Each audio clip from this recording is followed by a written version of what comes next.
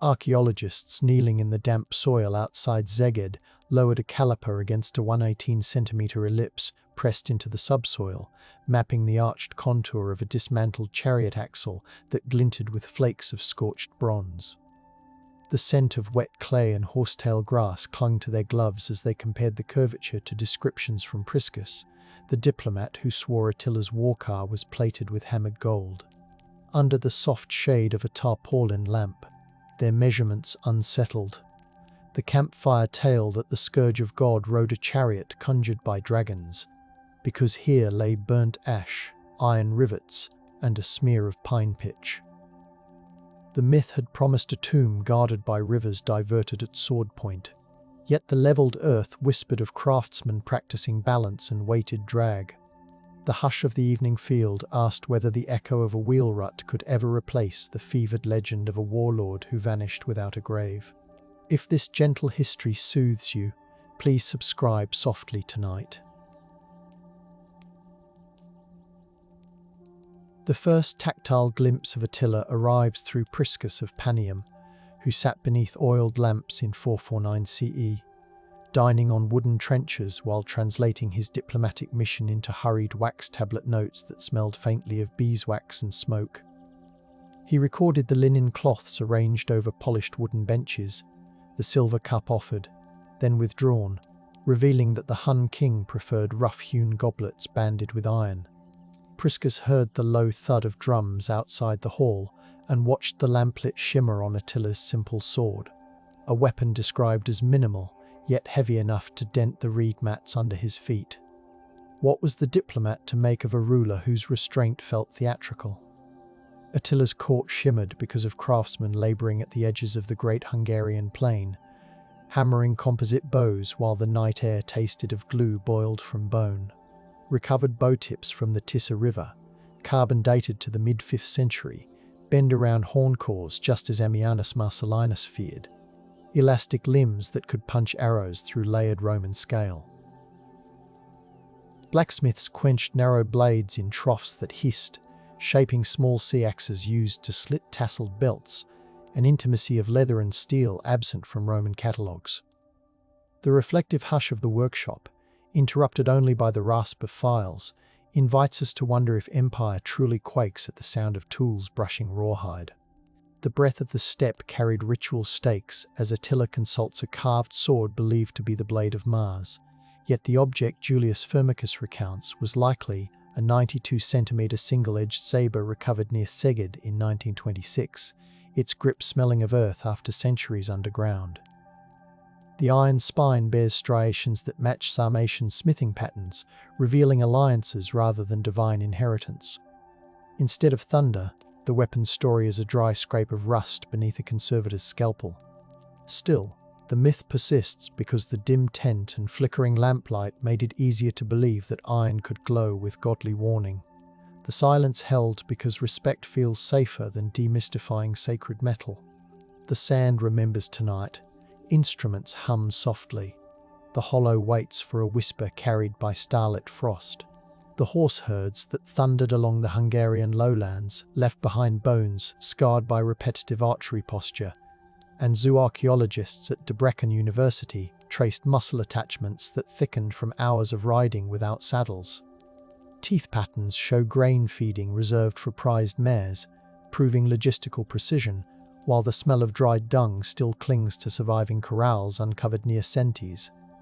These animals hauled not just warriors, but the weight of tribute negotiated in soft, deliberate tones by Attila's envoys. The reflective question lingers. Was the empire threatened more by the hooves' vibration or by the negotiation tents perfumed with steppe milk? We slip to the western Roman frontier, where Bishop Leo met Attila near the Po River in 452, under a slate sky that tasted of rain and fear. Later mosaics show the Pope in shimmering gold, yet the only reliable note is Prosper of Aquitaine's chronicle, written in ink that soaked into vellum like a heartbeat. His lines mention hunger ravaging the Hun camp more than swordplay, a detail that rustles like damp linen. Stillness settled because famine speaks more softly than war trumpets. Could the real deterrent have been the smell of sickness wafting from stalled wagons rather than angelic apparitions? In Ravenna's archives, scribes copied treaties onto purple-dyed parchment that smelled faintly of shellfish dye, details proving that Attila demanded pounds of gold measured with scales calibrated against Roman standards. A bronze counterweight preserved in Milan weighs precisely 3 Roman pounds, its surface smoothed by countless fingers, and it witnessed the negotiation of £700 annual payments. Such tangible math undermines later legends that Attila wanted only destruction. Still, the reflective hum says numbers can reverberate like bells. Is the dread of tribute simply the arithmetic of submission? The quiet after the Catalonian Plains battle in 451 tasted of churned dirt and Mithridate liniment, as Roman and Visigothic field surgeons bound wounds beneath oil lamps sputtering in night rain. Jourdains later called the clash a salvation for Europe. Yet the battlefield archaeology around Chalon-sur-Marne has yielded more horsetack than human remains, suggesting dispersal rather than apocalyptic slaughter. A lone iron spur recovered in 1994, etched with simple cross-hatching, proves cavalry skirmishes but not decisive victory. Silence lingered because fog swallowed the cries, leaving chroniclers to fill the void with triumphant hymns. The reed beds murmur, dew cool on the tongue, anticipation suspended between breaths. Crossing eastward, we follow the courier Orestes, who negotiated prisoner exchanges while the smell of ink and tallow candles filled the carved wooden cabin of an administrative wagon. A single letter preserved in Vienna, though copied later, details weight allowances for grain sacks measured in modii, instructing quartermasters to verify moisture by rubbing kernels between their wrists. Evidence of this bureaucracy contradicts the idea of an unstoppable horde. Still, the reflection suggests that paperwork can be as frightening as arrows when it maps the reach of a ruler.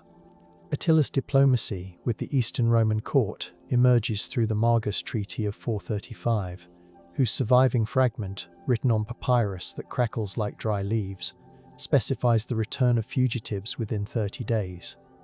The parchment, held in the library of the Patriarchate under dry cedar scents, reveals an administrative mind counting days and border stones.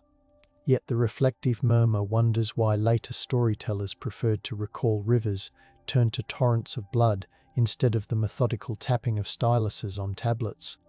When the Huns overran Nisus, historians described flames licking marble, yet the archaeological layer from the late 430s shows collapsed roofs baked red by intense heat alongside grain storage jars still half full, smelling faintly of scorched wheat even today. A coin hoard unearthed near the Forum contains solidi minted in Constantinople, their edges smooth from circulation, proving the city's wealth persisted after the raid. The reflection surfaces gently, perhaps resilience grows in the taste of grit between teeth, not in heroic verses. The night wind hushes, barley dust drifts, breath waits in the rafters. In the remote sanctuary on the Alfold Plain, diviners listened for omens by running their hands over horse skulls hung from linden branches, a ritual recorded by the chronicler Sirmiensis, in a text now only preserved in a 12th century copy that smells of aged parchment and resin. The skulls bore cut marks aligning with sacrificial practices observed among sedentary Sarmatians, suggesting cultural exchange. Suppression followed. Byzantine writers later omitted these ceremonies to paint the Huns as ungodly. Yet the reflective question lingers: what wisdom was silenced when rituals sounded more like dialogue than menace? A layer of ash in Aquileia carries traces of cedar resin, hinting that refugees burned stored timbers to deny shelter to the invaders, an accident of resistance that let soot settle like fine powder on bronze hinges. Ammianus describes walls melting under Hun assault, but chemical analysis of mortar reveals collapse caused by weakened joints, not mystical fire. The reflective tone wonders why the image of supernatural flame hypnotizes more than the truth of crumbling engineering. Silence rises because humiliation prefers shadows to daylight. Jumping to the 6th century, Cassiodorus, writing from Ravenna, compiled the Getica, blending Hun tales into Gothic lineage while the smell of sea salt invaded his scriptorium. He merged fragmentary reports into a lineage myth, proving that memory can be forged like metal. The act of compilation muffled individual voices because politics required a grand narrative. Does the smooth vellum cool under the fingertips hold more sway than the voices lost in the redaction? The lamps flicker, wax drips, time sways in the draft. In the 8th century, a monk at Saint-Denis copied the frightening phrase flagellum Dei, while a storm rattled the abbey shutters, the damp scent of stone mixing with candle soot. He inserted Attila into Christian eschatology, turning the warlord into divine chastisement, effectively suppressing the nuance of diplomacy that earlier sources preserved. The reflective whisper admits that awe can be a cage. Once sanctified fear crystallizes.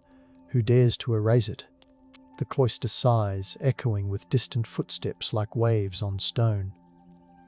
The 12th century Nibelungenlied reimagines Attila as Etzel, hosting feasts where wine splashes and torches twist smoky patterns across timbered halls. This poetic retelling thickened the legend with tactile excess, gold-threaded tapestries emitting faint scents of lanolin, benches polished by countless hands. Yet the poem's drama served courtly entertainment, not archival fidelity. Why did the singer's harp drown the quieter rustle of ledgers and treaties? Silence held because performance dazzled, and memory surrendered to applause. Frost clings to the strings, breath curls in verse, the hall glows in embers. Renaissance cartographers, mapping the Danube, annotated sections as Old Camp of Attila, while ink bled slightly on vellum that smelled of gallnuts. Their compass scratches etched ovals reminiscent of the 118-centimetre chariot trench, unknowingly echoing the measured artifact. Humanist scholars attempted to reconcile new findings with classical myths, proving the persistence of the motif. Still, political censorship in Buda under Matthias Corvinus suppressed accounts that questioned national heroic narratives, preferring Attila as ancestor rather than nuanced conqueror. The reflection drifts. Is cartography a confession or a dream? When the Ottoman chronicler Tursun Beg described the Huns in the 15th century, he sat beneath a silk awning where incense perfumed the air, drawing parallels between nomadic glory and Ottoman expansion. His ink strokes extended the legend eastward, suggesting continuity of imperial destiny. Yet his narrative downplayed Attila's fragile logistics, allowing silence to veil the hunger and mud recorded by earlier eyewitnesses. The reflective murmur asks if admiration can unintentionally erase the smell of sweat-soaked felt tents that once defined survival. 17th century Jesuit missionary Antonio Posavino travelled through Transylvania, noting villagers who still pointed to earthen mounds called Attila's graves, their fingers roughened by soil. He documented a ritual of leaving breadcrumbs on the mound's crest, a reverent silence born of awe rather than fear. His diary, preserved in Rome under the scent of aging leather bindings, gives tactile detail that contrasts with the roaring myth. Could reverence be as heavy a veil as suppression? The orchard breeze carries damp moss, twilight hums with insects, words settle gently.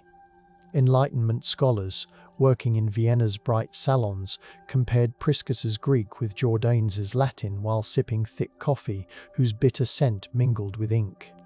They catalogued variants, marking margins with neat copperplate script that still catches light like tiny mirrors. These philologists chase the oval motif of authority, recognizing patterns of negotiation recurring like the measured chariot trench. Yet their reflective hush shows that even reasoned critique can feel like a lullaby when the world outside demands clearer villains. In 1756, Slovak naturalist Matej Bel trekked the Great Hungarian Plain, his boots coated in clay, measuring tumuli with a wooden rod marked in cubits. He recorded an earthwork's diameter close to 200 feet, and heard locals whisper that Attila slept beneath. His notes, smelling of sweat and crushed time, reveal how empirical observation brushed against legend, proving that fieldwork can destabilize inherited fear. Still, Accidents like collapsing burrows claimed explorers, and the resulting caution prolonged silence. Morning mists cling to his cloak, birdsong trembles, distances blur softly. The 19th century Hungarian national revival embraced Attila as ancestral patriarch, reciting epic poems under gaslight that hissed with a metallic tang. Historian Mihaly Horváth presented him as a unifying symbol, even as archival documents in Vienna contradicted the heroic portrayal. This romantic surge suppressed less flattering accounts through peer pressure rather than decree. The reflective question emerges quietly. How does patriotism taste when seasoned with selective memory? Curtains rustle, violins vibrate, the audience holds its breath. In 1847, archaeologist Floris Roma inspected a grave field near Szeged, his fingertips tracing corroded bridle bits that smelled of iron oxide and damp grass. He documented the bridle's cheek pieces, noting wear consistent with constant travel, grounding the legend in migratory logistics. His journals describe the crunch of soil beneath boots and the chill of dawn dew, embedding sensory detail. Yet bureaucratic hesitation in Budapest delayed publication, an institutional silence born of caution. Does the echo of withheld findings resemble a distant hoofbeat? Prussian scholar Theodor Mommsen in 1851 wrote beneath gas lamps that flickered against sandstone walls, asserting that Attila's power stemmed from tributary systems more than battle genius. His crisp Latin prose annotated the weight of gold per Roman soldier, referencing ledgers that smelled faintly of mould and linden. The reflective murmur notes that by casting the Huns as administrators, he stripped away the exotic dread but invited accusations of cold reductionism. The parchment crackled, pens scratched, and the night settled like velvet. Mid-century, Bavarian painter Johann Nepomuk Geiger depicted Attila riding through flames, applying layers of oil paint that smelled of linseed, while the studio floor collected grit. His canvas, glowing with ember tones, revived the apocalyptic myth, circulating widely in illustrated magazines. The vivid imagery partially eclipsed textual reassessments, proving that visual drama can drown out archival whispers. How many viewers tasted smoke in their imagination instead of considering tribute ledgers? Silence glimmered because spectacle outshone the measured ellipse buried in the soil. The river breathes, willows tremble, pigment dries in patience. By 1870, ethnographer Armin van Berry wandered steppe encampments, recording folk songs under the shimmer of starry nights, the air perfumed with kumis and wood smoke. He captured verses where Attila's name blended with shepherd laments, suggesting memory as melody. Ottoman censors, wary of nationalist stirrings, confiscated some notebooks, an act of suppression born of politics. The reflective hush asks whether confiscated melodies echo louder in absence.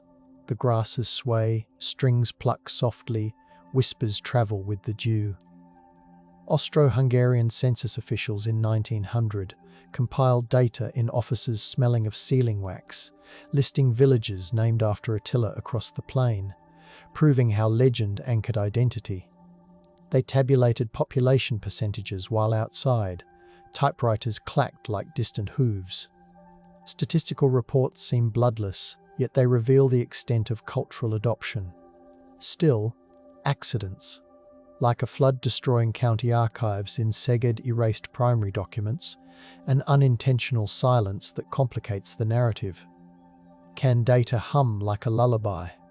Columns shimmer, ink dries, the page cools under fingertips. In 1902, French archaeologist A. Salomon excavated at Kouros River, unearthing composite bow fragments preserved in peat that smelled of tannins and bog water. He measured sinew lengths, noting elasticity matching Scythian designs, proving cross-cultural transmission. His reflective notes suggest that the true power lay in trade networks rather than raw ferocity. However, publication delays in Paris, caused by prioritizing Egyptian finds, left his Hun work languishing, another silence born of institutional priorities. The lantern sways, peat drips, patient stretches across the marsh. During World War I, trench soldiers on the Eastern Front nicknamed machine gun nests. Attilas, the metallic chatter mixing with mud and cordite smells. Propaganda posters revived the scourge myth to depict enemy savagery, showing how memory can be weaponized. The reflective whisper wonders how legends adapt to new artillery rhythms. Silence lingered between barrages because fear demanded storied names to grasp. Frost clung to barbed wire, breaths crystallized, history shivered in uniform. In 1921, Hungarian poet Mihaly Babits recited Attila József Alma under gaslight, his voice soft, the room perfumed with tobacco and old paper. He layered psychological nuance onto the warlord, revealing inner landscapes rather than battlefields. Literary critics embraced the vulnerability, yet political factions derided such tenderness, pressuring publishers into limited distribution, suppression through ridicule. Does empathy taste like honey or ash when poured over a notorious name?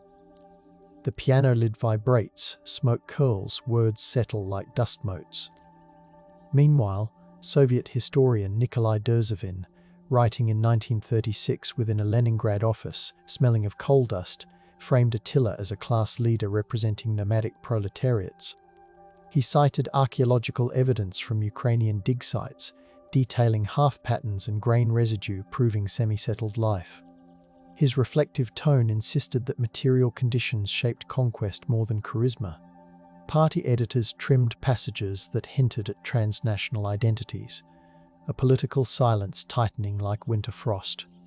The radiator clanks, ink thickens, breath fogs the window.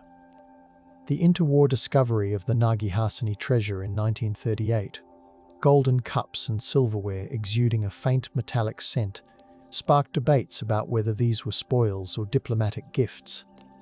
Museums in Budapest polished them under soft electric light, revealing wear patterns indicating daily use rather than ceremonial display. Reflectively, the cups suggest a network of hospitality rather than mere plunder. Still, wartime evacuations hid the hoard in damp cellars, protective secrecy born from reverence and fear of theft. The corridor whispers, crates creak, shadows guard the gleam. World War II saw Nazi propagandists claim Attila as Proto-Aryan, printing pamphlets on rough paper that smelled of cheap pulp. They ignored the ethno-linguistic mosaic proved by grave goods and cranial metrics. Hungarian scholars who protested faced professional exile, silence enforced by threat. The reflective question surfaces: can truth breathe under jackboots? The night train rattles, rain taps on metal roofs, parcels of confiscated notes lie cold in crates. The embers fade, yet the earth remembers. After the war, in 1947, Hungarian archaeologist Gyula Laszlo catalogued graves at Kecskemét, recording the stratigraphy with pencils that squeaked over damp graph paper, the air heavy with clay and sweat. He noted bronze belt fittings etched with geometric motifs, linking them to Hellenic craftsmen. His reflective commentary emphasized cultural hybridity. However, Soviet oversight insisted on collective narratives, trimming nuance from publications, a suppression driven by ideological alignment. The tent flap rustles, lanterns swing, catalogue cards flutter softly. Breath condenses, patience hums. In 1953, Romanian historian Nicolae Stoicscu translated Priscus while listening to folk fiddles in Bucharest cafes, the aroma of plum brandy thick. He highlighted the diplomat's admiration for Hun discipline, challenging Western demonization. Still, state censors, wary of glorifying conquerors amid nation building, appended disclaimers. Reflection wonders whether admiration muttered under cafe lamps carries enough force to reshape sleeping myths. The violin sighs, glasses clink. The manuscript grows warm under his palm. The 1960s witnessed the Hungarian Academy of Sciences hosting symposia in marble halls, smelling of polish and chalk, where researchers displayed slides of the 118-centimetre chariot trench, aligning it with the original measurement first noted by Roma. They discussed soil compaction curves, proving repeated use rather than ceremonial burial.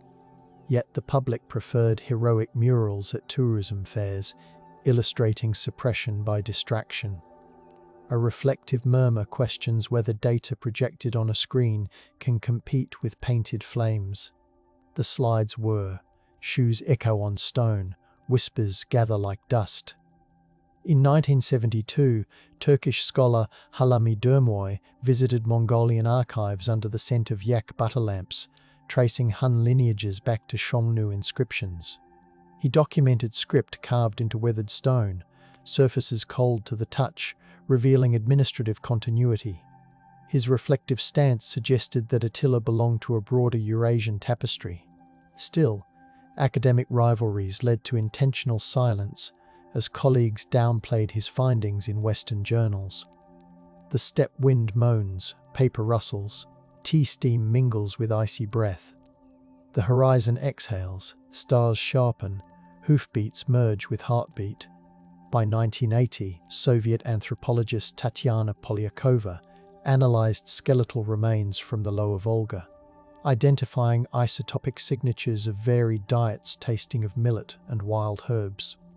Her lab smelled of formaldehyde and cold metal. She concluded that Hun elites consumed diverse food sources, reflecting economic flexibility. Publication in English lagged due to translation delays and accidental quiet. Reflectively, nourishment data softens the image of relentless raiders. Monitors buzz, pipettes clatter, the cold room hums like distant wind.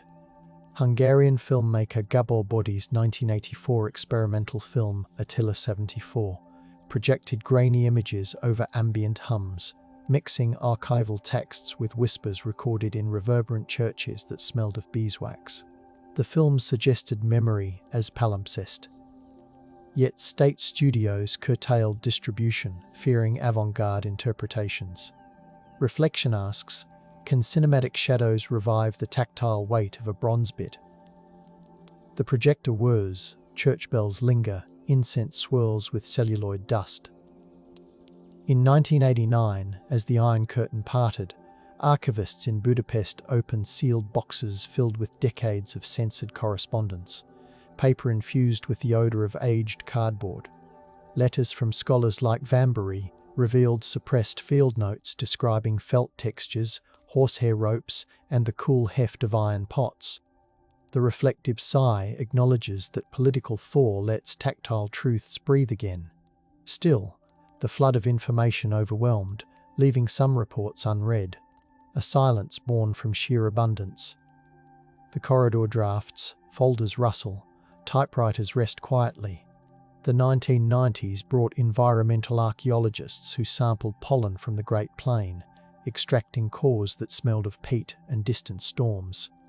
They discovered layers indicating cyclical droughts aligning with Hun migrations, proving environmental pressures shaped campaigns. Reflectively, climate becomes a soft metronome ticking beneath legend. Yet media coverage, chasing dramatic tales, largely ignored the subtle data. Why does the scent of peat fail to entice headlines? The lab freezer hums, cores thaw slowly, earth aromas rise in patient curls.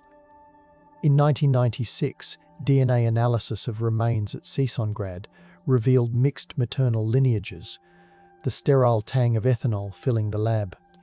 Geneticists found markers linking to Sarmatian, Germanic, and East Asian populations, proving ethnic fluidity. Reflectively, identity dissolves into shared breath.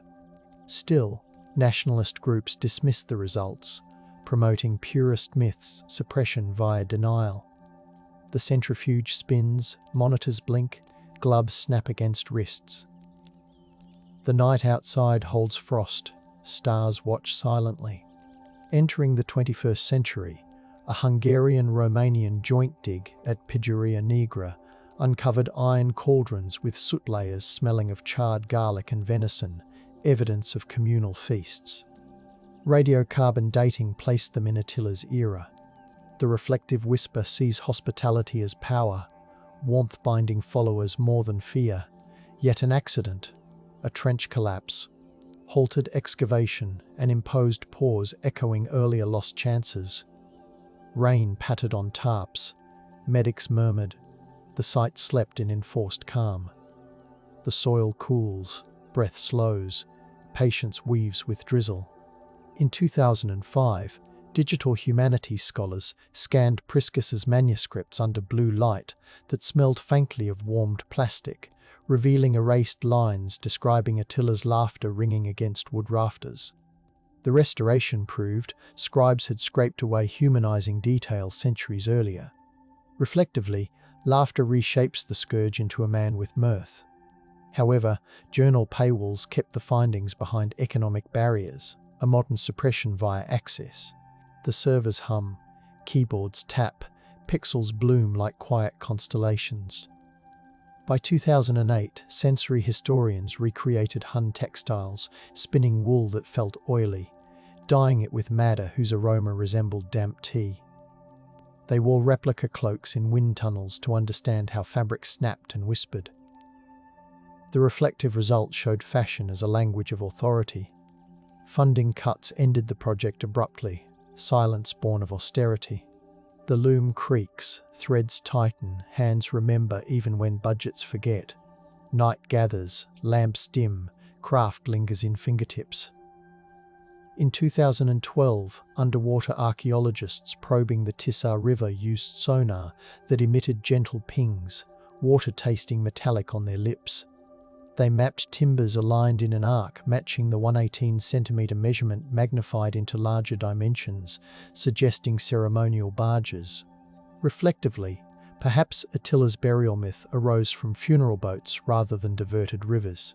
Still, floods that year buried equipment in silt, an accidental hush. The current swirls, bubbles rise, sonar pulses echo like distant drums. A 2014 exhibit in Budapest's Hungarian National Museum displayed Attila-inspired artifacts under diffuse lighting, the room smelling faintly of cedar and bronze polish. Curators juxtaposed the chariot axle casting with medieval manuscripts, inviting visitors to feel the tension between measure and myth. Reflectively, the curation suggested harmony between tactile truth and narrative allure. Yet some attendees sought only battle reenactment footage, skimming past subtlety, a silence through inattentiveness. Footsteps soften on carpet, audio guides murmur, glass cases gleam softly. In 2016, drone surveys over the Alfold captured burial mounds at sunrise, the air crisp, rotors slicing the stillness. Thermal imaging detected subsoil anomalies shaped like crescents, resonating with the elliptical motif from the first excavation. Reflectively, technology becomes a new lamplight. However, privacy regulations restricted data release, a silence rooted in legal caution. The drone lands with a faint whir, grass rustles, the sky blushes with early light.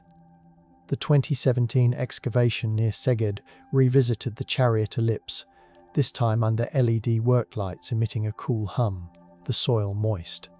Conservators lifted bronze bosses sticky with ancient resin, their gloves picking up earthy aromas. They compared notes with 1850s diaries, revealing continuity of measurement. Reflectively, the oval becomes a compass pointing through centuries. Still, local folklore insisted the trench was a dragon's footprint, reverent silence guarding tradition. Cicadas buzzed, trucks idled softly, the pit shone like a muted mirror.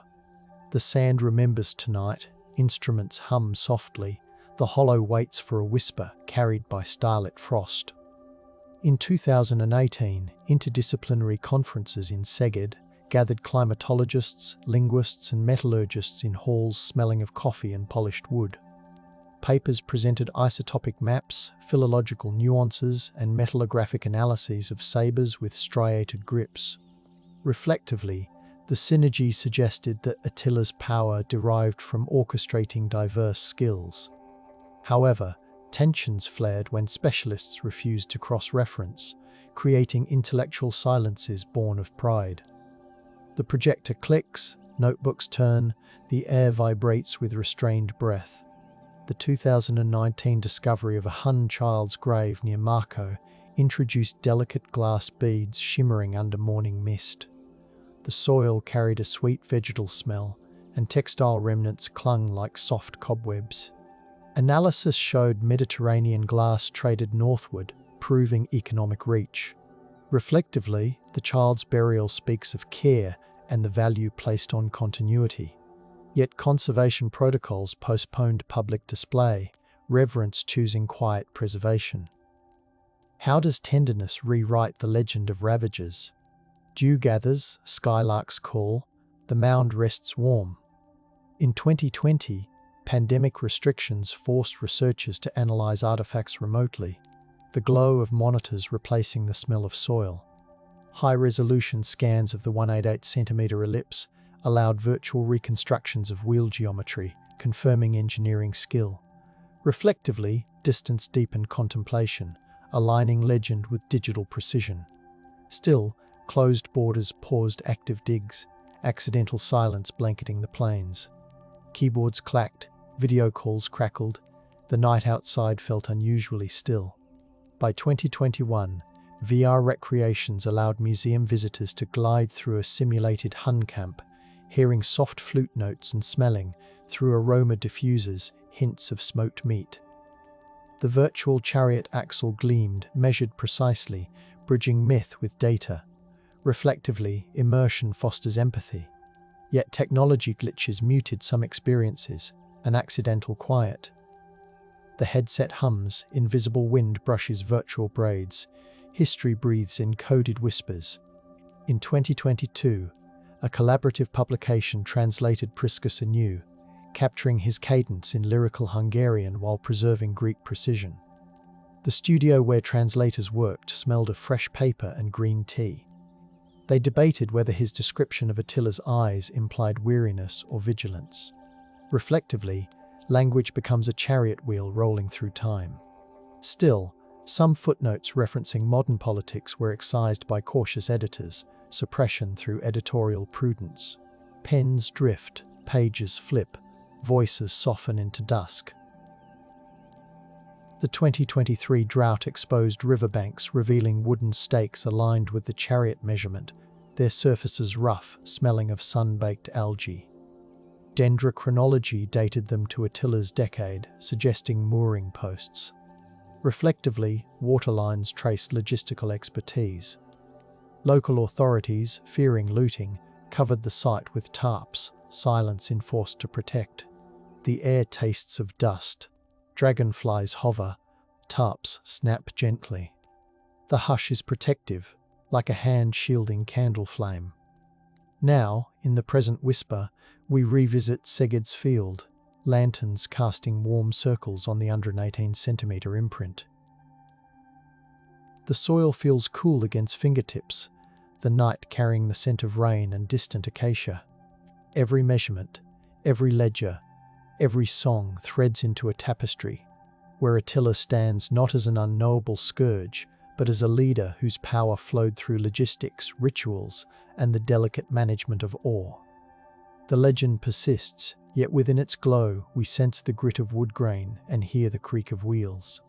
Still we wonder whether the missing tomb is an accident of river currents, an intentional secret born of reverence, or simply a story that finds strength in remaining unresolved. The earth draws a quiet breath, stars listen, and the mystery stays open, inviting us to lean closer without shattering the hush. Scholars in the quiet reading room of the Biblioteca Apostolica Vaticana breathe in the dry comfort of vellum as they unfold Hydatius's chronicle, the inked lines dark as evening water. His terse notice of Attila's death, stained faintly by a dropped beeswax candle centuries ago, mentions the mourning of peoples he never met. A faint scratch where a medieval hand once underlined, terror orbits his memory, catches the lamplight, guiding pale fingers across the page. Outside, Rome's night air smells of orange blossoms, but within, the parchment speaks of a thunderous court suddenly still, of warriors who wrapped their spears in blackened cloth and rode through dew-damp grass while women sang low laments. The hush of the scriptorium folds over these words, inviting the reader to imagine the stillness that followed the warlord's last breath, a silence filled not with swords, but with the slow rustle of mourning robes. Archaeologists tracing the Tissa's floodplain scrape patient layers of silt away from a ring of post holes, the soil smelling of riverweed and carried pollen, unexpected spring sweetness among the damp. Their laser-scanned grid reveals a circular mortuary enclosure consistent with Hunnic elite funerary rites, though no central grave remains. Goose down, preserved in pockets where moisture once pooled, shivers when warmed by a palm, suggesting feather-lined biers burned in place. Nearby, a scatter of bronze rivets and a flattened iron hoop, warped by heat into an imperfect oval, 89 centimeters across, echoes lost ceremonial wagons. The excavators whisper the names recorded by Jordanes, Elak, Dengizik, Ernak brothers, left to partition an empire now measured in charcoal and ash. The river keeps its secrets, murmuring against the bank, while the new data adds a soft footnote to ancient grief. Centuries later, in a Constantinopolitan workshop heavy with frankincense and drying papyrus, scribes of Marcellinus comes record the aftershocks of the Hun Empire's breakup. Their styluses tick across wax tablets as the city outside basks in salt-laden breezes. They catalogued the Roman campaigns that harried Attila's sons, noting battle casualties in columns balanced like deliberate breaths. A scrap of linen, used as a blotter, carries the scent of cedar oil from an icon burner in the corner, mingling with fresh ink. The account speaks of treaties renegotiated, of diplomats with rosemary sprigs tucked into belts to ward off sickness at meetings where gold payments resumed in smaller, precise weights. Each entry reads like the measured beat of a heart returning to calm after panic, yet the script retains a tremor that reveals Rome knew the reprieve might be temporary. At a museum in Sexfehevar, conservators cradle a silver-handled knife recovered from a 5th century grave, its blade etched with geometric motifs that gleam under fiber-optic lights. The metal smells faintly of the wax applied during conservation. But beneath it lies the tang of earth that cradled the weapon for 15 centuries. Micrographs show wear patterns matching bread slicing more than war, hinting that Hun households sustained themselves with daily rhythms alongside campaigns. A scrap of woven reed mat glued to the handle's residue evokes quiet meals, perhaps attendants serving Attila simple fare, while diplomats fretted over tribute. The case label recounts Sidonius Apollinaris's letters describing the hunched riders and their hard-baked bread, tying literary observation to the artifact's texture. Visitors lean close, the glass cool against their foreheads, as they picture the warlord breaking a loaf in a tent lit by tallow lamps, the scent of smoke clinging to his coat. Further east, in a research lab in Kazan, scientists analyze strontium isotopes in horse teeth excavated from the Volga steppe. The lab air smells sharply of ethanol and cold metal shelves, and a gentle hum from the mass spectrometer fills the room like distant bees. The samples reveal migrations north to the forest edge during harsh drought years around 440 CE, aligning with Chinese chronicles of climatic hardship. Granular data shows deliberate herd management. Mares and foals grazed on calcium-rich meadows, while sturdy stallions roamed on saltbush flats. These choices speak of strategists attentive to pasture cycles, binding Attila's campaigns to the smell of crushed sage and the whistle of winter grass in stressed seasons. The scientists note it in calm prose, but the cores glow with color-coded maps that trace hoofbeats across continents. A linen-bound codex in Munich holds the Gesta Hungarorum, its illuminations brushed with pigments that still smell faintly of egg tempera when warmed by gallery lights. The chronicler claims that the Magyars descended from Hun ancestors, weaving Attila into medieval Hungarian identity. In miniature, the warlord sits beneath a canopy of cobalt and vermilion, a falcon perched on his wrist and a silver goblet at his side. The parchment squeaks softly when turned, releasing a breath of ancient animal hide.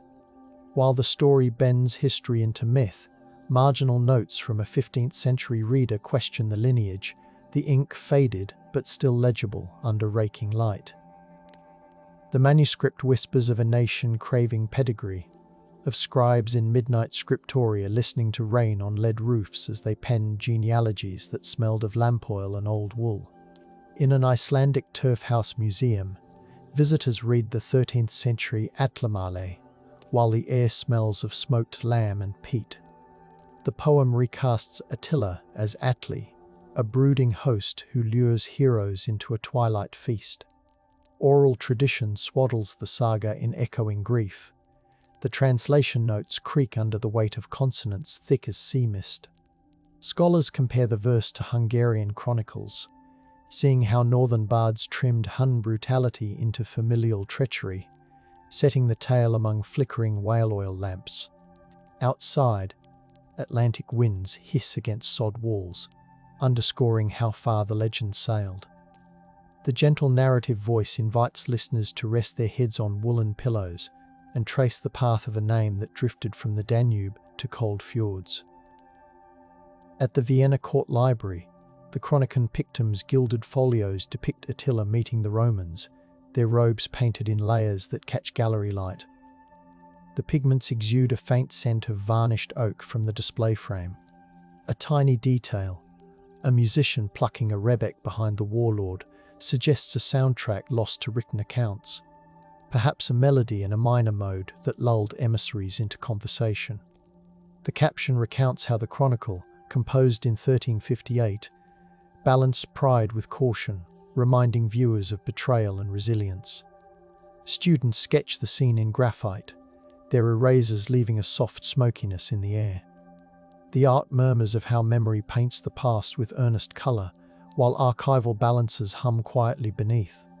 17th century Jesuit reports stored in Krakow carry the smell of leather satchels and dried lavender tucked between pages to deter insects.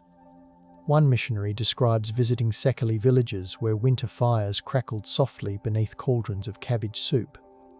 Elders spoke of Attila's Road, an earthen ridge leading to pasture, and the missionary's quill pauses mid-sentence to note the way children ran their fingers along weathered stones.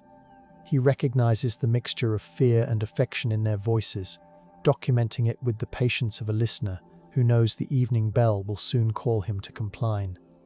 The manuscript records a hymn whispered before sleep, asking the scourge to watch over flocks rather than punish towns. The prayer blurs lines between dread and guardianship, the parchment warm from decades of handling.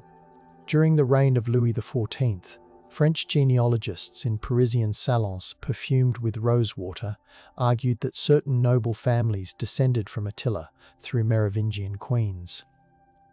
The parchment family trees ripple with powdered wig dust, and each inkstroke forms curls like violin bows. As they sipped chocolate thick as velvet, they debated the plausibility, referencing Sidonius, Gregory of Tours, and Lombard tales.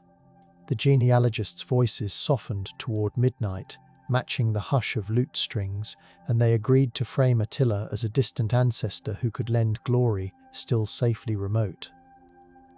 Their manuscripts, now browned and brittle, smell faintly of sweet-baked almond paste from long-faded patisserie treats, revealing that heroic ancestry was once consumed with dessert.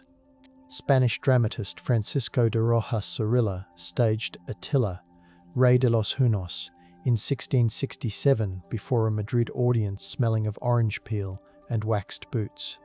Stage directions in surviving scripts describe torches, smoking, drums muffled by leather to create a heartbeat on stage. The actor portraying Attila wore fox fur that shed under the heat, surrounding the stage with a wild scent that mingled with incense. The drama softened the conqueror into a conflicted soul, torn between love and duty.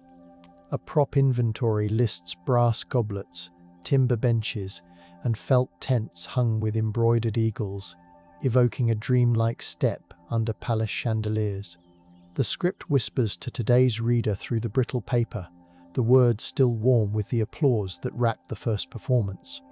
In 18th century London, antiquarian John Horsley examined Roman inscriptions weathered by Northumbrian rain. tracing grooves with fingers that smelled of peat smoke from his hearth. He noted references to barbarian incursions, believed to recall Dacia's collapse under Attila, though centuries separated fact from inference. His sketches, made on rag paper speckled with flecks of linen, capture the texture of sandstone slabs. Horsley's footnotes compare the inscriptions to Priscus's testimony, weaving a tapestry where the chill of Hadrian's wall tangles with sun-baked Pannonian plains. The final page carries a faint bruise where a press flower once lay, perhaps a reminder that even the wake of conquest leaves space for quiet reflection. 19th century composer Franz Liszt. The air around his Weimar studio, thick with candle wax and coffee, drafted an unfinished symphonic poem titled Attila's Dream. Sketches show strings murmuring in minor thirds, while French horns hold long, velvety notes like wind over grass.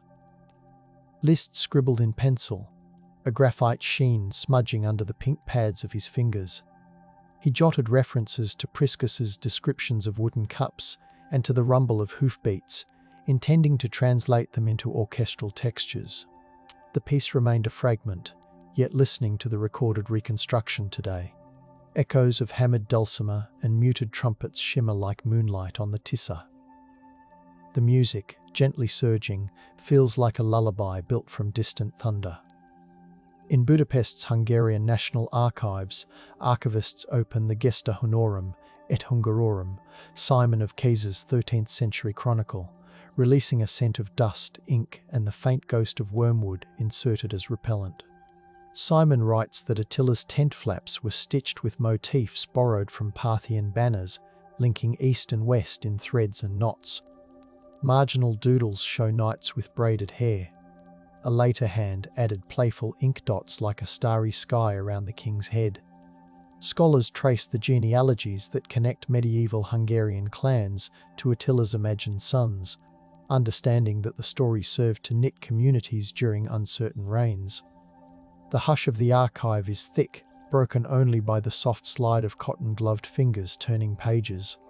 Ethnographers in the 1890s recorded Sekli lullabies that mention Attila's horses drinking from moonlit wells. Wax cylinder phonographs captured voices humming in kitchens fragrant with plum jam and wood smoke. One recording preserves the rustle of skirts and creak of a cradle, the melody winding around the words Ne aluje, hunyogo, silage, urging a sleepy child to dream of the scourge guarding the door against wolves. Transcriptions in pencil faintly smear after decades, but the rhythm remains. Listening through modern headphones, the hiss of the cylinder becomes a gentle rain behind a song that reimagines a conqueror as a sentinel, a whispered promise to little ears. Early 20th century anthropologist Aurel Stein hiked along the Silk Road, his satchel smelling of camphor to repel insects, tracing references to the Xiongnu in Chinese annals. He paused at Dunhuang's Mogao caves, where paintings of armored riders with narrow eyes and high cheekbones gallop through swirling clouds of mineral pigment. The scholar's diary notes the cool touch of clay walls and the faint scent of bat guano mixed with incense. He speculated that the Xiongnu's legacy filtered westward, contributing to Hunnic military traditions. His pencil sketches show composite bows like those excavated in the Carpathian Basin, bridging desert night winds with Hungarian dawn mists. The desert's hush wraps the notes, aligning east-west with gentle insistence. During the First World War, Hungarian nurses stationed near the Carpathians wrote letters home mentioning soldiers who whispered Attila's name when artillery shells fell, believing the ancient rider would shield them. The hospital tents smelled of iodine, wet wool, and snow tracked in on boots.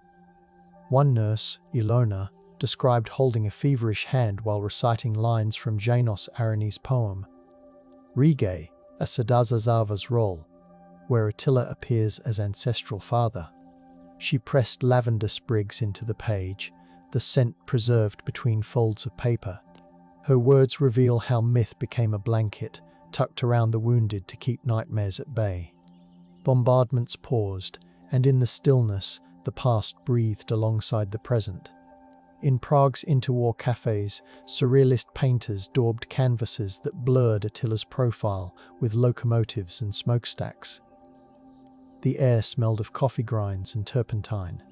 One canvas, now in a private collection, shows the warlord's silhouette dissolving into riveted steel, suggesting modern industry as a new horde.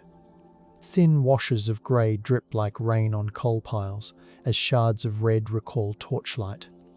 Critics gathered to watch the artist tilt the canvas, letting pigment flow under gravity, a modern echo of diverted rivers revealing restless histories. The gentle conversation pulled around metaphors, Attila as industrial revolution, as social upheaval. The painting rests in quiet now, varnish mellowing. Still the comparison hums softly like machinery in evening fog. In Soviet-era Hungary, schoolchildren listened to radio dramas dramatizing the Battle of the Utis River, the static-filled broadcasts smelling of hot valves and dust-heated Bakelite. Actors spoke with careful enunciation, their voices softened by reverb to evoke wide plains. Foley artists shook leather straps, clacked wooden blocks to mimic hoofbeats, and let a kettle whistle softly to suggest wind rising across grass.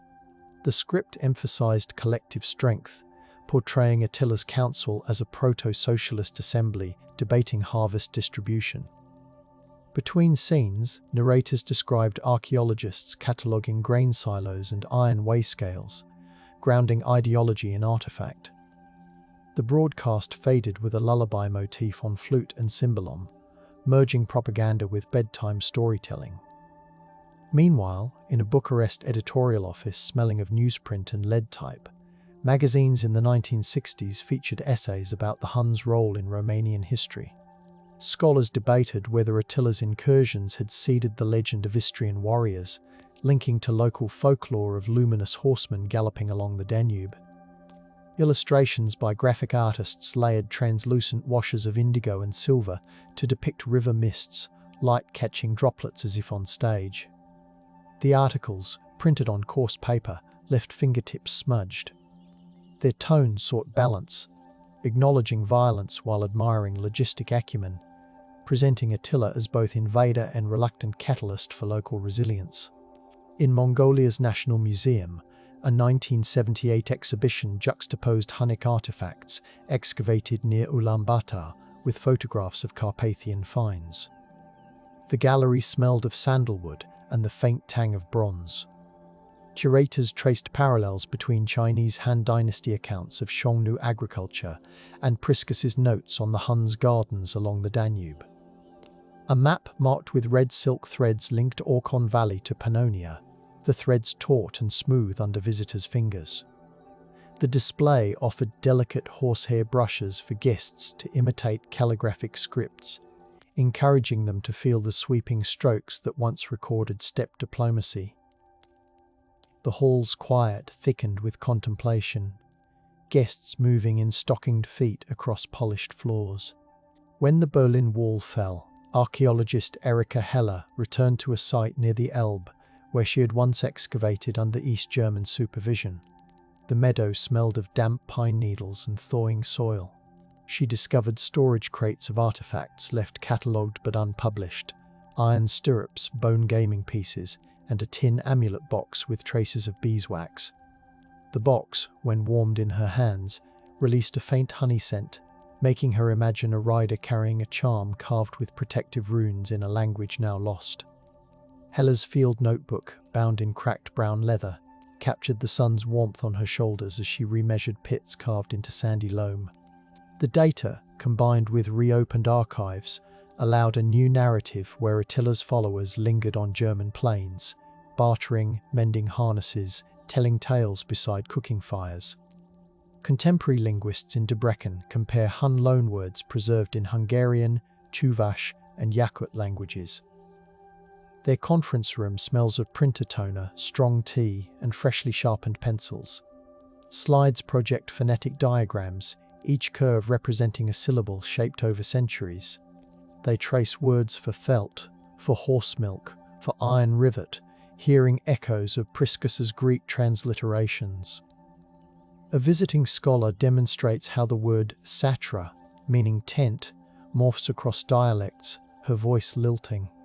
The assembled audience listens, notebooks open, forming constellations of cognates. Outside, rain taps windows, a steady rhythm urging patience.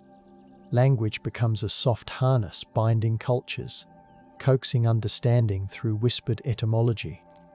In a laboratory at the University of Cambridge, proteomic analysis of Hun cauldrons extracts residue of mare's milk, millet, and wild garlic. The lab smells of distilled water and plastic pipette tips. Scientists grind samples into powder finer than flour, then watch as chromatograms bloom like meadow grasses, each peak a flavor note. The results show communal feasts, mixing steppe staples with Roman imports like wine, an aromatic mingling of sour, sweet, and tannic. A researcher closes her eyes and imagines steam rising from a night cookfire, smoke threading through the camp while Attila's council holds quiet debate. The data prints on glossy paper, the ink still damp when fingers touch it, confirming that even the scourge shared meals fragrant with hospitality. Modern reenactors in Slovakia set up Hun camps for summer festivals, their tents smelling of tanned leather, pine smoke, and freshly oiled bows. They grind millet between stone querns, the rhythm soft as lullaby drums, and simmer soup thick with nettles. Under moonlight, they perform rituals reconstructed from archaeological hints. Small bronze mirrors reflect flames while women sprinkle kumis onto the ground, inviting ancestral spirits. Visitors slip their hands along horsehair reins, surprised by the silky coarseness. A storyteller unfolds Priscus's visit with gentle cadence, letting the audience rest on felt rugs while a cradleboard sways from the main tent pole. The reenactment becomes a breathing classroom, bridging centuries with the scent of sage bundled in offering. Meanwhile, digital archivists in Toronto create a layered map linking Attila's campaigns to Roman postal routes, overlaying data with soft gradients of ochre and teal. The lab is cool, smelling of ozone from servers and the subtle sweetness of recycled paper. Each click reveals a new corridor, timber roads smelling of resin, river barges creaking under loads of tribute grain, mountain passes echoing with yak bells. The map pulses gently, animation showing supply trains moving like slow constellations. Users can toggle sensory descriptors, causing pop-up notes to mention the tartness of fermented mare's milk or the grit of wind-borne dust at Aquileia's walls. The digital interface glows in the dark, inviting late-night explorers to glide through history like a quiet river. In 2015, cardiologist Laszlo Mackay donated his grandfather's journal to the Debrecen City Archives. The leather cover smells of pipe smoke and tallow. Inside, the elder Mackay recounts wandering the plains in 1910, sleeping beside barrows locals swore held Hun kings. He describes the taste of spring water drawn from wells lined with timber blackened by age, and the sight of dragonflies hovering over boggy flats. He records old men recalling a family tale, Attila commanding each clan to carve symbols into wood, hung on posts to mark grazing rights. The journal's pages crackle softly, delivering a blend of folklore and field observation that feels like a lullaby hummed by time itself. Japanese historian Nakamura Yuki sits in Kyoto's National Diet Library, the tatami mats smelling faintly of straw as she compares the Kojiki's tales of conquerors to Hunnic stories. She notices subtle coincidences, a king who laughs softly in council, a prince who rides a piebald horse into sunrise. Her research notes, written with a fountain pen that glides across cream paper, capture the whisper of silk sleeves in Nara, period palaces, and the rustle of felt in Hun camps. She suggests that shared values of mobility and ritualized hospitality link these distant narratives.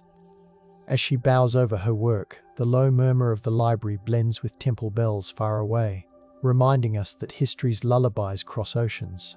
In a Paris perfumery lab, olfactory historian Carole Vasseur attempts to reconstruct the scent of Attila's court. The air is rich with resin, honey, and crushed herbs. She blends birch tar for the smell of saddles, oaked wine for Roman tribute, juniper smoke to evoke cleansing rituals, and a hint of animal musk from ethically sourced sources. The resulting accord is smoky yet warm, surprising testers with a sweetness that lingers like burnt sugar. Each bottle bears a label reading Pannonian Twilight, the liquid amber gleaming under soft lights. Customers inhale and imagine a night sky wide as eternity, a fire's glow on bronze fittings, the gentle murmur of strategists planning beneath starlight. Students in the city of Szeged spend a twilight field trip along the banks of the Tisza, where reeds rustle and the river smells of algae and silt. Their guide, a historian wrapped in a wool scarf, reads aloud from a new translation of Priscus while they sit on blankets. She encourages them to close their eyes and feel the damp air, to imagine the prickle of felt cuffs against skin, the weight of beadwork on a chieftain's cloak. They pass around a replica of a Hun belt buckle, the metal cool and heavy. Fireflies drift like falling sparks, and the students whisper questions about myth, evidence, and how to hold both gently. The river answers with steady breathing. DNA laboratories in Stockholm sequence the remains of a 5th century Hun woman found near the Kurus River, the room chilled and smelling of ethanol, nitrile gloves and static-free plastic.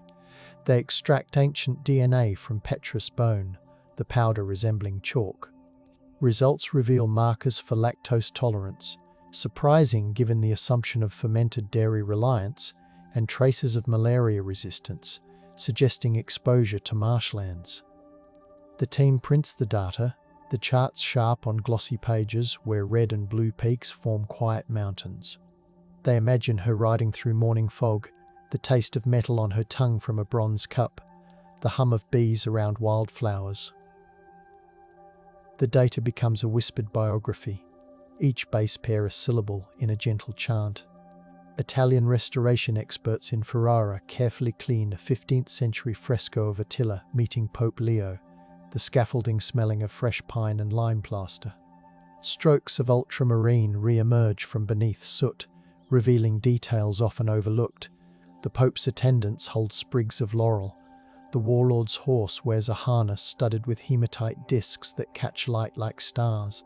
The restorers work with soft goat hair brushes, their hands steady, their breath slow. Removing grime becomes an act of unveiling dialogue, showing that the confrontation was painted as delicate negotiation rather than raw intimidation. Viewers later stand in the cooled chapel, the fresco shimmer bathed in diffused sunlight, and the story breathes again. American poet Camille Reyes writes a book-length poem titled Pannonian Lullaby, composing in a Brooklyn studio that smells of basil, rain-damp concrete, and printer ink.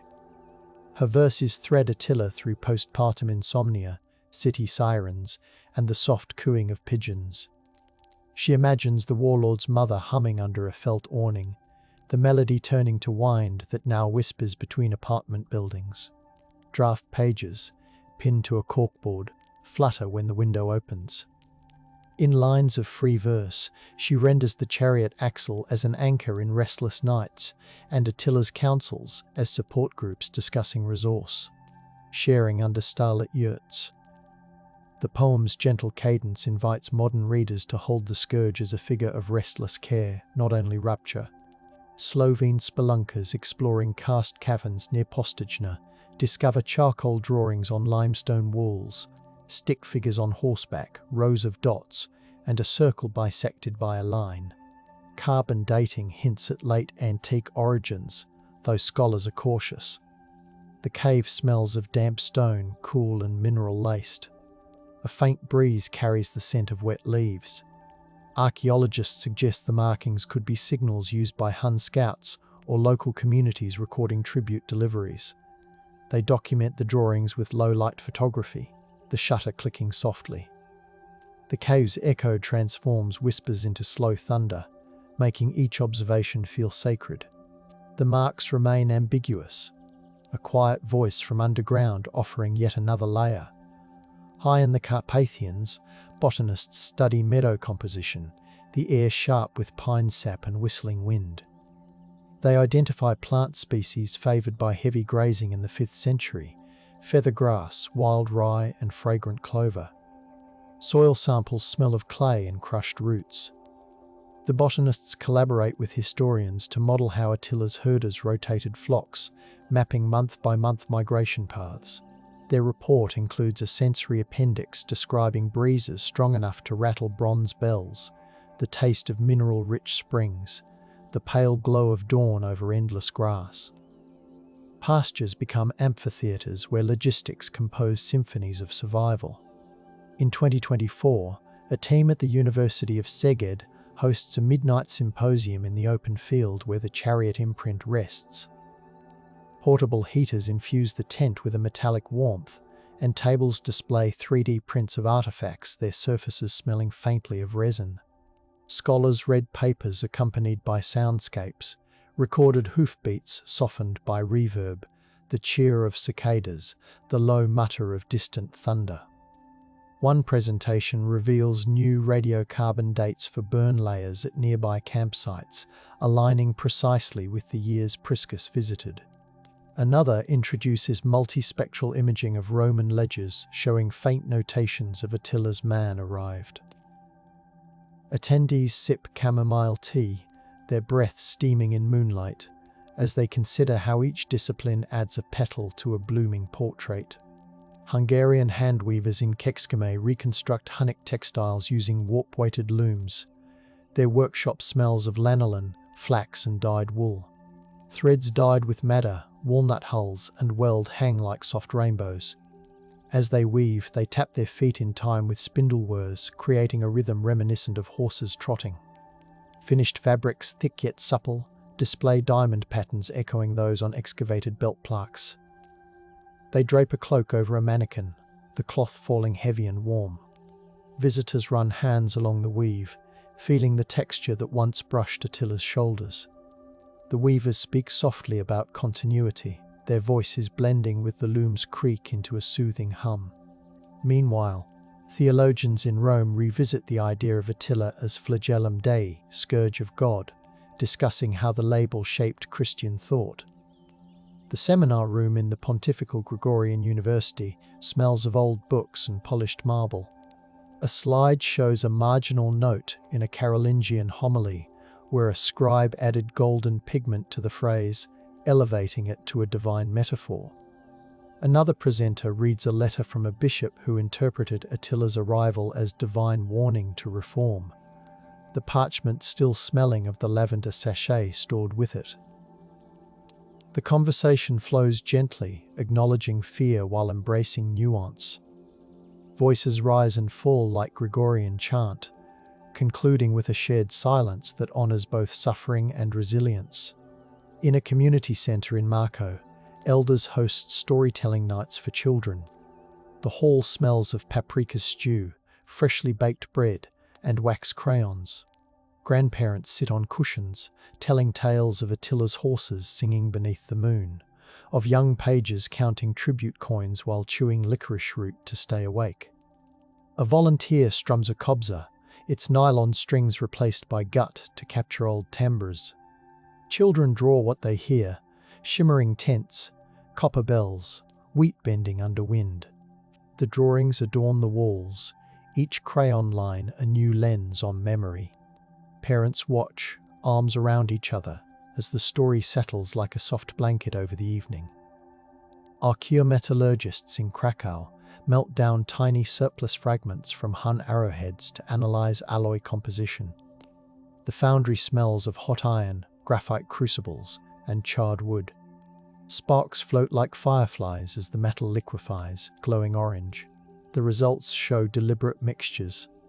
Iron tempered with traces of nickel and manganese, indicating knowledge of ore sources from beyond the Carpathians. The scientists note how such metallurgy required seasoned craftspeople, their hands calloused, their ears tuned to the hissing of quenching baths. The report, printed on rag paper, rustles as pages turn, stating in gentle academic language that the Hun war machine depended as much on artisanal intimacy as on ferocity. Australian historian Marika Sipos curates an online archive of Attila-themed postage stamps.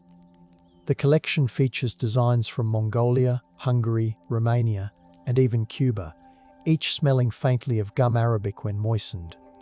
High-resolution scans show variations. Attila clad in scarlet, in emerald, on horseback, standing before a map. Sipos writes commentary describing the tactile pleasure of lifting a stamp with tweezers, the soft whisper as it leaves an album page. She connects each issue to political contexts: the 1956 Hungarian uprising, the 1969 Mongolian cultural renaissance. Her posts feel like letters from a friend, encouraging readers to linger over color gradients and the gentle sheen of printed legend. At the Smithsonian, a temporary exhibit pairs Attila's story with Native American perspectives on horse cultures. A Lakota elder describes how the first horses smelled of sage and sweat as they thundered over new grass. Beside displays of Hun artifacts, there are parfleche bags painted in earthy hues. Visitors breathe in cedar from the gallery's smudge bowl, linking steppe traditions with plains rituals. Interpretive panels note convergences, mobile societies, respect for animal partners, negotiations mediated under open skies. The exhibit's quiet tone invites contemplation, aligning global narratives with considerate reverence. In the Hungarian town of Oprestaza, nightfall reveals laser projections across a reconstructed earthwork circle. The air smells of dew-wet grass and nearby campfires. The show overlays Priscus's words, medieval chronicles, and modern findings in shimmering light, while speakers emit low drones reminiscent of wind. As the narration speaks of the missing tomb, the circle glows amber, then fades to blue, leaving stars overhead as the final illumination. Attendees hold blankets around their shoulders, their faces silvered by moonlight. The projection concludes with a hush, encouraging everyone to listen to the night crickets, distant dogs, a soft breeze moving through poplars, suggesting that the story continues in sound. Serbian potters in Novi Sad craft replicas of Hun cauldrons, their studio smelling of wet clay and kiln heat. They mold vessels with flared lips, pressing comb patterns into the surface. When the kiln door opens, steam drifts out scented of clay and ash. The pots, once cooled, are seasoned by simmering water infused with thyme and bay leaf, imitating ancient practices to seal pores. The artisans record the process in notebooks with sketches and measurements, noting how the handles warm the hand when lifted by cloth. They pour herbal tea into the cauldrons, letting visitors sip and imagine communal meals under starry skies. Hungarian astronomer Emiese Fodor observes the Perseid meteor shower from the Hortobagi, the plain smelling of sagebrush and warm dust. She notes in her journal how medieval chroniclers compared Attila's armies to falling stars, bright and terrifying yet brief. Through her telescope, meteors streak silver-green, silent flares in the dark. She whispers to her students about the comets recorded in Chinese annals during Attila's campaigns, considering whether celestial omens influence decisions. The group lies on blankets, feeling the cool earth and hearing night insects. Meteors fade, leaving faint trails like the memory of hoofbeats across the sky. In Rome's Palazzo Venezia, a quiet corner houses a bronze statue of Attila commissioned by Mussolini but veiled after the war. Conservators unveil it for study, the bronze smelling of wax polish. The warlord stands stern, his cloak sweeping like a wave. Historians discuss how regimes manipulate symbols, the conversation held in hushed tones to respect echoing halls. A historian runs a finger near the cloak's edge, not touching, just feeling the chill radiating from metal.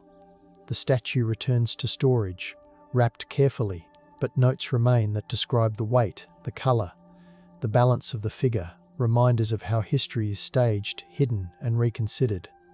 Archaeologists in Romania excavate a 5th century smithy near San Nicolau Mare, the pit smelling of charred oak and damp soil. They uncover anvils with hammer marks, slag heaps, and a forge bed lined with clay tiles, each bearing impressions from sandals. A charred chestnut shell rests in slag, its sweetness long evaporated but noted in the inventory. Metallographic analysis reveals quenching in oil rather than water, a technique requiring earthenware jugs of animal fat, evidence of planning beyond brute force. The field team eats lunch on folding stools, chewing bread scented with fennel, while flipping through Priscus's account of Attila's modest eating habits. The sight hums with the memory of labour, of sparks flying under a low ceiling. Modern Hungarian novelist Szed Sofia Tarnai publishes a series of letters imagined between Attila and the Roman general Aetius. The book, bound in linen smelling of fresh ink, invites readers to taste honeyed wine and roasted onions in each imagined feast they discuss. Tarnai's prose flows like night river water. She interweaves archaeological findings, lead seals, grain contracts, horse tethering posts with conversations about mortality and governance. Reviews praise the novel's hush, the way it encourages readers to linger over each sentence as if listening to a friend by candlelight. The narrative stretches the question of enemy and ally into a delicate web of mutual regard. In the 2030s, researchers at the European Space Agency analysed satellite radar data to detect ancient earthworks under farmland. The mission control room smells of coffee and ozone. Hyperspectral imaging reveals circular patterns beneath wheat fields, matching the diameters of known Hun camps. Data renders in soft greens and purples, the visualizations almost meditative. Analysts imagine the camps bustling with artisans, fragrant with smoke and damp leather. They model how wagons arranged in concentric circles would appear from space, the geometry echoing lunar craters. Each discovery is logged with precise coordinates, yet the notes read like poetry, oval shadow under barley, whispering of remembered wheels. In the Pannonian Basin, a community science project engages local farmers in soil sampling. Buckets of earth smell of humus, iron, and sun. Participants document unusual layers, charcoal flecks, compacted clay, phosphate concentrations likely from animal pens. They share observations over plum palinka, toasting to ancestors unknown. A teenage participant notes how the soil under her family's vineyard feels cooler, perhaps because an ancient ditch runs there, collecting morning mist. The data feeds into open access maps, building a tactile portrait of Hun land use grounded in the scents and textures of everyday labour. A Turkish oud player records an album titled Steppe Reverie, blending Central Asian modes with Hungarian folk motifs. The studio smells of polished wood, coffee, and warm electronics. Tracks feature shimmering trills that evoke yurt door curtains swaying, percussion matched to the beat of trotting horses, and whispers in Hungarian recounting Attila's diplomacy. Listeners stream the album late at night, eyes closed, letting the music brush past like soft leather against cheek. Reviews speak of warmth, of being cradled by melody, as if the warlord himself gently guards the listener's sleep. In 2035, a joint French-Hungarian team publishes 4D reconstructions of Attila's capital near Tiszapuszpoki. Using LiDAR and historical inference, the model shows the city through seasons, scents coded into descriptive notes, spring's damp loam, summer's crushed chamomile, autumn's smoke from leaf fires, winter's sharp frost stinging the nose. VR users hear geese honking over reed beds, children giggling amid felt walls, council voices murmuring. The simulation allows viewers to kneel beside the river, scoop virtual water that sparkles while their haptic gloves vibrate gently. Educational programs encourage resting in the city's quiet corners, listening to wind chimes made of bone. In St. Petersburg's Institute of Oriental Manuscripts, scholars open a Tang dynasty scroll referencing envoys from the west. The silk smells faintly of camphor used for preservation. The brushstrokes, dark as raven feathers, describe emissaries with braided hair and fur-lined cloaks offering ivory and falcons. The text likely refers to Hunnic or post-Hunnic ambassadors negotiating along the Silk Road. Scholars read aloud, their voices echoing in a hall lined with lacquered cabinets.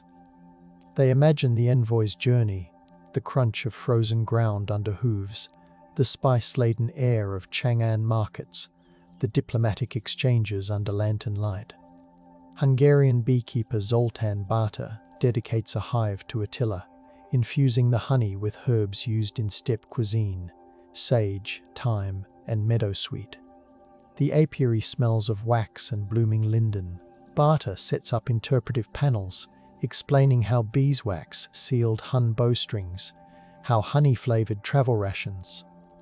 Visitors sample the amber nectar from wooden spoons, tasting notes of wildflower and faint smoke. A portion of proceeds funds archaeological digs.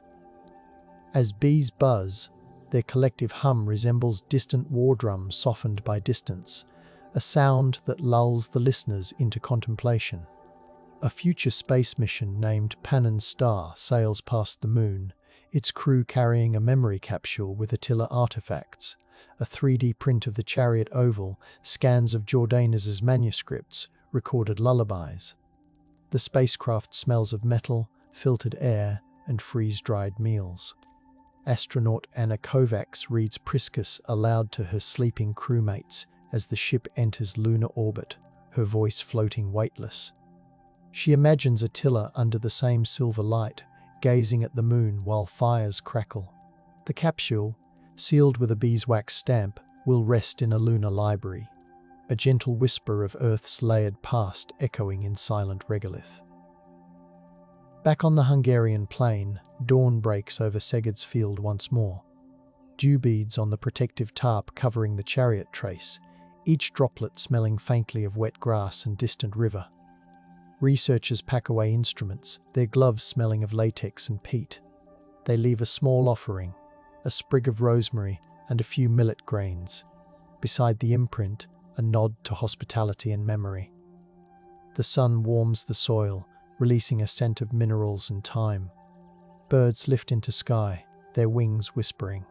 The field settles, holding its oval secret, while the world around it continues to dream of Attila the Hun, the scourge of God whose near destruction of Europe now unfolds as a gentle story of logistics, diplomacy,